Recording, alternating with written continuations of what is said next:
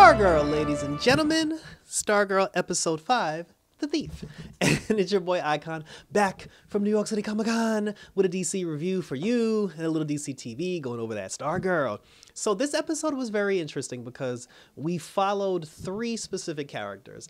That was Sylvester, Cindy, and Courtney.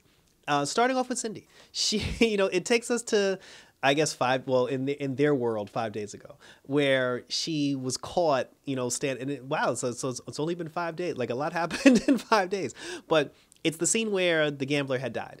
And that's when the JSA came running over, and then they saw Cindy standing over, the gambler's body, and then she's like, I didn't do it.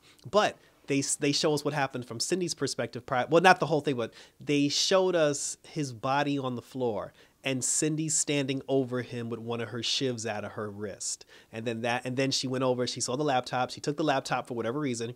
And then when she heard that Courtney and them were coming, she hid the laptop, and then she ran over, she saw the gun, she picked up the gun, and then because whatever weird skin thing is going on the inside with her arm turning green, it kicked in or pulsated, and then she accidentally fired the gun. The kids came over, and that's when she was like, I didn't do it. So now, now fast forward to present time, Sylvester, Wildcat, and Hourman, the 3 of them are in the tunnels because they're trying to see if they can find remnants of Dragon King. So while they're in the tunnel, Cindy's actually in the tunnel. And this was stupid because Cindy, for 4 episodes, she's been trying to break into his computer. And then all of a sudden, randomly, there was a device that belonged to the gambler that happened to be tech that cracks codes and passwords. And then Cindy, who has this tech in her bag, she's just like, oh, this random technology that's been in my bag, I'm just going to use this instead and just have the device hack the computer for me. And I swear to God, I'm like, why didn't you think of this before? We sat here and watched you try to figure out this man's password. And she tried to make it seem like it was a thing where it's like, oh, I just realized in this moment. No, you didn't. That shit's been standing. You stole the man's tech and everything. So she finally cracks into the computer and she's doing whatever the hell it is that she's doing. I still feel like she's personally being controlled. And I think that she did stab the gambler with her shiv, but I feel that Cindy's being controlled by her father. I feel like she is being controlled by Dragon King. For some reason, I don't know if he's taking over her body or if he can see what she's seeing and he's controlling her somehow, making her do all these things, because it's probably Dragon King who wants the laptop and he's just using Cindy as the tool in order to get what he wants. Whatever she's doing on the computer, because Cindy herself, she's trying to figure out how to stop her arm from turning green. There's a side mission here where she's also trying to do other stuff on the computer non-related to that, and I think that that's her father, controlling her actions. So anyway, so Sylvester and the gang, they show up, and then when Cindy hears them coming, she grabs everything and then she dips. When they show up, Sylvester sees the painting on the wall of the Injustice Society, and then for entirely no reason at all, he completely loses his shit and then blasts the door and tries to destroy the entire room. And then he's just like, whoever's going to happen, they're going to pay. I'm still under the impression that he's being mind controlled as well, because again, his anger still doesn't make sense to me and it's very misplaced. But he is aware of his anger issue. So he went and talked to Barbara about it. Barbara's still around. And, Barbara didn't really say much. They just had a conversation about her being, like a stepmom and him just trying to be a role model to the kids. Barbara gave him some motherly advice and then he kind of calmed down. Sylvester now spends the rest of the episode trying to keep himself in check and do the right thing to be a good role model and a leader to the children. More on that later. So now Courtney, she's been hanging out with Cameron, and now that her and Cameron are making out and doing all the sorts of, things that teenagers do, she's neglecting her responsibilities from the JSA. She's not going on missions, she's zoning out during meetings and everything, she's not asking about updates, and she's stealing JSA files based on Icicle to try to help Cameron control his power. So she's completely distanced herself from the whole thing, and she's actually allowing Starman Sylvester to take the reins, and she's like, well, Sylvester got it, and and it's all gravy. So there's a team meeting down at the down at the cafeteria. They said to her, listen, you've been kind of distant lately, we actually need you here, we still got a murder to solve. And then she's like, oh guys, everything's fine, I'm still here, blah blah blah. But they're like, no, you're not here. And then Cameron shows up, and then the two of them stare into each other's eyes. Rick is for some reason being a dick, and I have no idea, because for the last 2 seasons, Rick and Cameron never had beef. There was never a problem. There was never a situation, any sort of concern. Now, all of a sudden, him and Rick just got beef for no reason. And it's mostly Rick being the aggressor in the situation, and I'm trying to figure out where all that comes from. Courtney gets mad at him, and then she's just like, oh, you know, like, stop, you know, treating Rick that way. And then, you know, just like, you know, like, Rick's a douchebag, and you shouldn't be hanging out with him. And then she was just like, oh, I'm helping Rick the same way we help people because we're the JSA, we're supposed to help people. And then God bless Beth, because Beth being the adult in the room, she flat out said, she was like, okay, what does Cameron need help with? And that was Courtney's moment to say he has icicle powers just like his daddy, and he needs help to control them. Instead, she just ignored the question, and she was like, can't you guys just be happy for me because I found a guy that I liked? And Yolanda flat out was like, no, bitch. She was like, no. She was like, I can't be happy for you. And she was just like, you know, Cameron ain't shit. And then for some reason, Rick was like, Cameron ain't shit. And then Courtney got mad, and she was like, you guys aren't friends. And then she got mad, she walked away. So now, so then the kid, the rest of them, so now like they're all, you know, like, what's wrong? What's her problem? They go talk to Sylvester, and now Sylvester trying to be, you know, Mr. Rogers and shit in the neighborhood. Sylvester basically told them, he was like, listen, the JSA was having problems, and we couldn't fix it. He's like, you know, we couldn't come together. We couldn't, you know, resolve the thing, and half the crew died before we had a chance to resolve it. So he said, listen, do not make the same mistakes that I did. If Courtney wants to hang out with Icicle Jr., let her hang out with Icicle Jr. It's not worth you guys destroying your friendship over. And for all we know, you know, Cameron actually could change and could actually be a good person.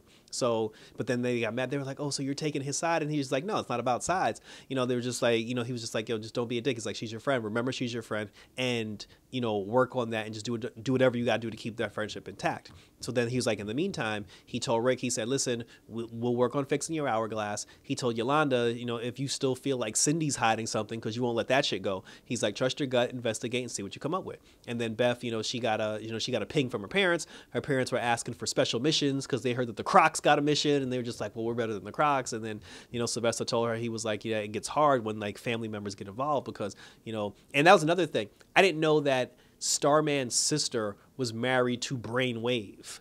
That is awkward. Like, if you think, like, just take a moment to think about what we went through for the past 2 seasons, and then think about the fact that Starman's sister was married to was married to you know, to Brainwave. That's crazy. So because he said what he said, Beth now, she's all in a flux, and then we're gonna talk about that at the end. The whole thing with Beth having a conversation with her parents. Cindy now, she's back to school, and she helped out Mike and, you know, and Jakeem from getting bullied. And the pen is still the Thunderbolt pen. It's still the thing where you got to be very specific because they were being bullied by Tavon and some other kid. And then when Jakeem had wished that the bullies were nicer to them, the bullies were still trying to take their lunch money, but now they were just being nice about it. So they have to be very specific. Cindy came over and protected them from the bullies.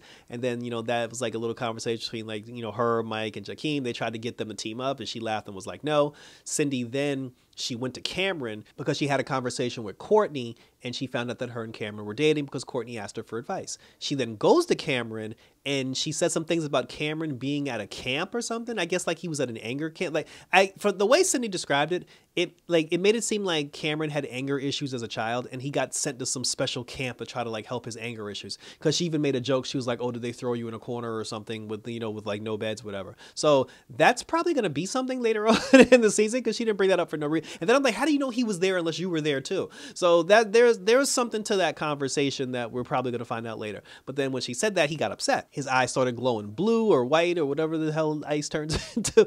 And then she immediately goes and talks to Courtney. And then she tells Courtney, she's just like, oh, you know, like I had a conversation with Cameron and he got all fired up. He has the same powers as his father and his grandparents. And then she was like, but you already know that. And then she was just like, yes, I'm trying to help him fix, you know, control his power. And then that's when Cindy was like, girl, she was like, yo, cut that motherfucker loose.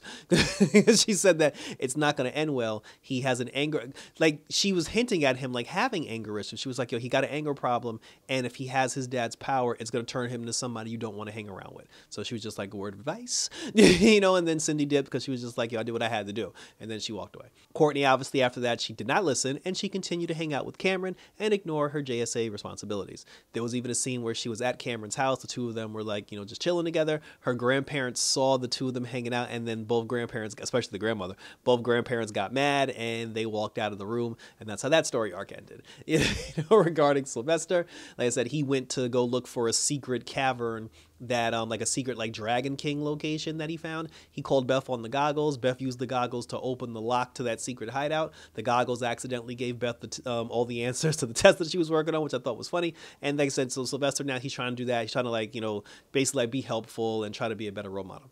The woman who works at the diner has a crush on Sylvester. So, you know, and then, you know, Pat, he was there. You know, like Pat didn't do much. But then like in the final scene, Yolanda, she ends up breaking into Cindy's house. And then when she broke into Cindy's house, she found the laptop that belonged to the gambler. And now Yolanda's upset. And then she's just like, oh, I'm going to kick her ass. And now here we are back to square one. Rick, he spoke to Starman, and Starman said that there was a timer that was built into the hourglass. There's a reason why he's called Hourman. There's a timer built in that only allows him to have the super strength for an hour.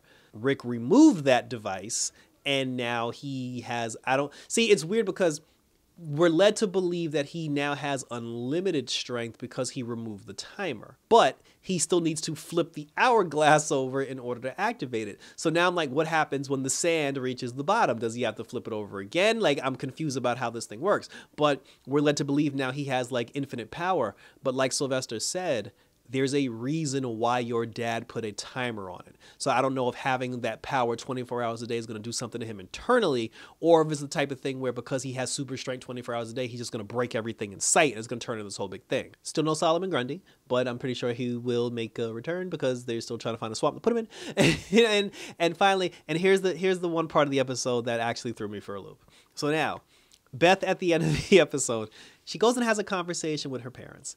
And because her parents, they're trying to help, they're trying to make her a costume. And for the love of God, give this, whatever they made, give this girl the costume because y'all got her out here looking like a damn fool.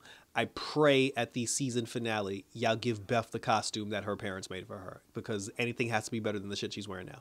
But she tells her parents, she's just like, listen, I don't want you guys to help me anymore. I don't want you guys to be a part of my Dr. Mid-Nite stuff. You know, she said because Sylvester's sister died and then Dr. Mid-Nite's daughter died. I don't want anything to happen to you. And then she started crying and she's like, I just want you to be safe because you're my parents and I love you. And then she started crying. And then her parents were just like, we understand, dear. And then they tucked their tails between their legs and then they shamefully walked out of the room.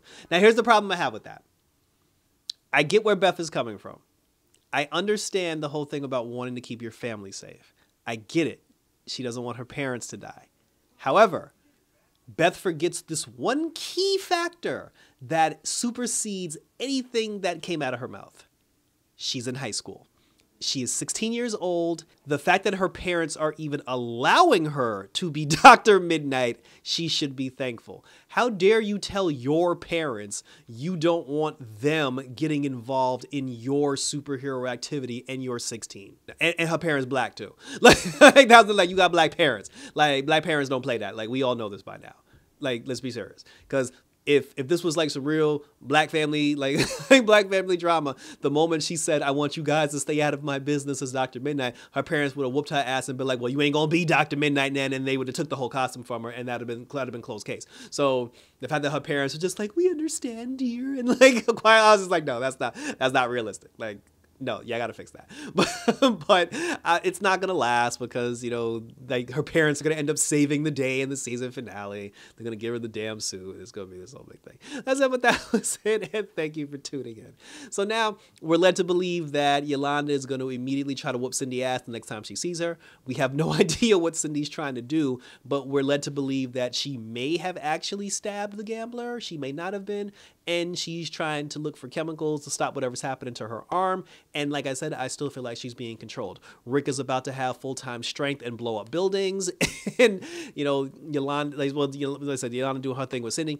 And I feel like Beth is going to have this like guilt trip with her whole parents. Courtney's going to continue to ignore the JSA till it eventually blows up in her face. And we're going to have this whole big thing. So I'm interested in that and I want to see where it goes. But share your questions, comments, and or concerns down below. Let me know what you think about this particular episode of Stargirl and where you think things will go and how things will progress going forward. Keep it locked on my channel because I did attend New York City Comic-Con and my video will be up for that pretty soon. Just keep, you know, hit the notification bell so you'll be notified when my Comic-Con videos go live. Also, we're still doing She-Hulk, which finally had a good episode for once. And we're still waiting for Titans to come on so we can review some more of that DC television goodness. So thanks for tuning in, guys. So till next time, next week for some more Stargirl action, watch out for those thieves because as always, we're out this